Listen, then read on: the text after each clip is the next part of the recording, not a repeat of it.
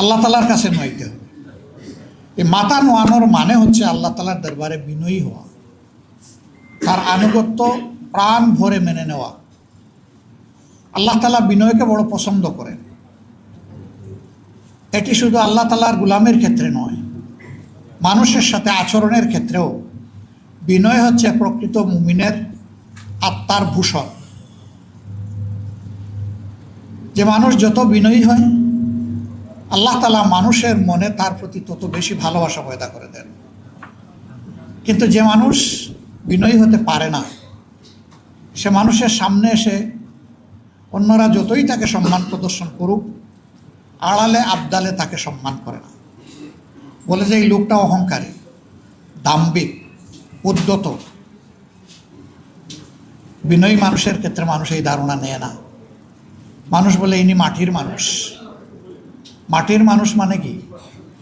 মাটির মানুষ মানে হচ্ছে যে এই যে মাটির উপর দিয়ে হাজার হাজার বৎসর ধরে সমস্ত প্রাণী চলে, যন্ত্রযান চলে, পানি গড়িয়ে যায়, সাপ বিচ্ছুও চলে, মাটি কোনোদিন বিদ্রোহ করে না, সব কিছুর বার নীরবে বহন করে চলছে।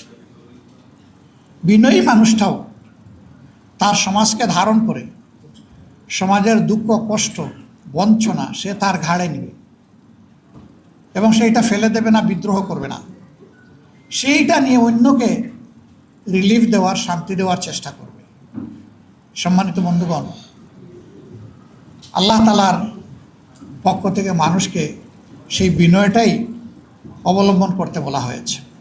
ইবাদুর রহমানিল্লাযীনা ইয়ামশুনা আলাল আরদি হাওনা ওয়া ইযা খাতাবাহুমুল জাহিলুনা ক্বালু সালামা। রহমানের অনুগত বান্দারা জমিনে যখন চলাফেরা করবে, তখন তারা বিনয়ের সাথেই চলাফেরা করবে। তবে জীবন চলার পথে বিভিন্ন জায়গায় বিভিন্ন চ্যালেঞ্জ আসবে।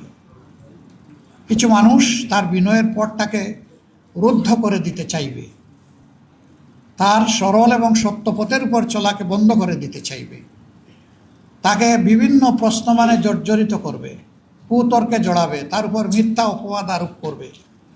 এরকম যদি কোথাও কারো সাথে মোলাকাত হয়ে যায়, প্রথমে বিনয়ের সাথে সহজ সরলভাবে তার সাথে আলাপ হবে।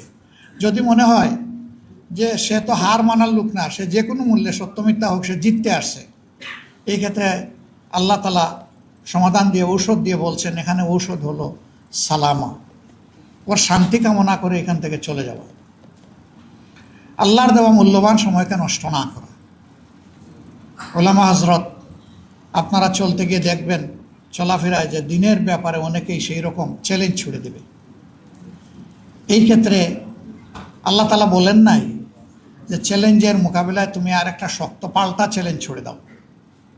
বলেছেন এই ক্ষেত্রে আপনি চলে যান, তার জন্য শান্তি এবং কল্যাণ কামনা করুন।